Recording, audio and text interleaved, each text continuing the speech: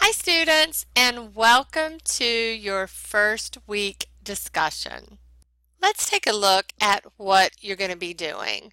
The purpose of the discussion forum is to build relationships with your classmates and your instructor, as well as experience a collaborative learning environment. Right here you can see that you can click to access the discussion forum tutorial, and this will help you utilize that as a learning tool to do better discussions. But your discussion expectations for week 1, we want to read the week 1 overview, which is students' level of mastery of specific knowledge and skills affect their career success. Now that you're about halfway through your UMA program, it's important to think about how prepared you are for your future career. So we want you to conduct a Google search, or you can even go to Indeed.com and gather information about a future position. Now, the position that you're going to be looking for or choosing must be related to your UMA program of study. Now, maybe someday you want to be a doctor, but your program of study today is not to be a doctor. So make sure what you choose is related to your UMA program of study today. You want to create a new thread for your initial post by Wednesday at 11:59 p.m. Eastern Standard Time. Now this is your deadline. So try to get that in long before that deadline in case your power would go out or you would have issues with someone in your family needs you or something like that. Just make sure you're prepared and you get that in before Wednesday at 11:59 p.m. Eastern Standard Time. So what you're going to do is you want to respond to the following prompts in your initial post. You want to answer all 3 of these questions. 1, 2, 3. A lot of students will copy and paste those into their discussion and then just answer them afterwards. For example, you want to introduce yourself so that the class can get to know you. You can talk about your personal or professional lives and why you're interested in the healthcare career. Number 2, you want to say how this course is going to prepare you for that selected position that you picked from either Google or Indeed.com. And then you want to evaluate your career readiness for that selected position. Now, just think about what you already know and how you still need to be successful at this job. What you need to do to be successful at this job. Be specific and tie those explanations back to that job description that you found on Google or Indeed.com. Now that will be your original. Next, you're going to want to work on your replies, and replies are done on separate dates from each other as well as a separate date from your original. So think about this. You're going to be in that discussion forum a minimum of 3 separate days and posting. So for the reply or the 2 replies, you're going to want to choose at least 2 from these 3 prompts down here. 1, 2, 3.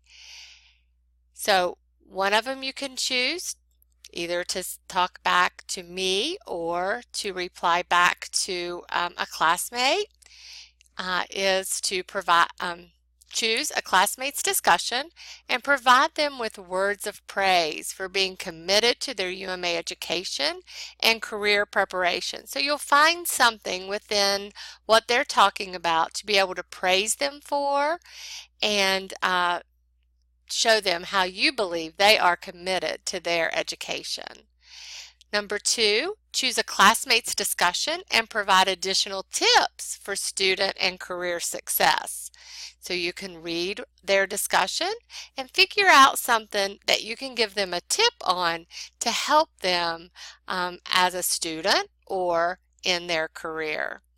Or you can reflect and share a meaningful connection, whether it's personal or professional, to a classmate or instructor's response. Sometimes you can relate to things that other people are talking about, so you can share how you relate to that and how it ties back to this discussion. You want to always make sure you stay on topic. So if you have any questions about that, please feel free to reach out to me. You want to make sure that those replies are completed by Sunday at 11:59 p.m. Eastern Standard Time. Make sure they're on different dates from one another, as well as a different date from your original initial discussion. Now this week we're going to be talking about ICD-10, the official guidelines for coding and reporting. And to tie back to our weekly objective, I wanted to just take a few minutes and talk about the rules for coding, or the guidelines. Those are going to be found in the front of your coding manual, that really big book that came. So everybody has the rules for coding, so it's expected that you read them and understand those rules. You might say to yourself, why are those rules important? Those rules are important because it's going to tell you when to code things first. It's going to give you information about coding different diagnoses and such. You know, when you first started driving, you would not have attempted to get in a car and just start driving before you knew the rules, before you understood what a stop sign meant, or before you had an idea who had the right-of-way or which side of the road to drive on. So that's why these rules are important as well, because we want to make sure everybody has a good understanding of when to use what codes and how to find the correct code. So you can see there are a lot of rules. Let's just start here on page 8 with the alphabetic index and the tabular list. I just want to talk to you a little bit about that. I will do another video that gives you the structure and the format a little bit later. So on page 8 starts the Conventions of ICD-10, and these are just those general rules of the classification that I was talking about. One rule that is, well, they're all important, but one rule that I see missed a lot is number 8, the use of and. In ICD-10, and actually means and or. Now, in our English language, it means this and that, and it's both of them together. But in ICD-10, it's and or. So anytime you see the word and, think of it in your head as and or. For example, you may be coding something about a broken ankle or a swollen ankle, and the code says ankle and foot. So you might think, well, my foot wasn't involved, it was just the ankle. But in ICD-10, that means and or. So if your documentation says ankle and the code says ankle and foot, you're at the right place. If your documentation says foot and the code says ankle and foot, you're at the right place. So just remember, and means and or. And there's lots of other tips down through there that you can read and become familiar with. Now, this goes right along with our textbook, where we'll be learning the conventions as well.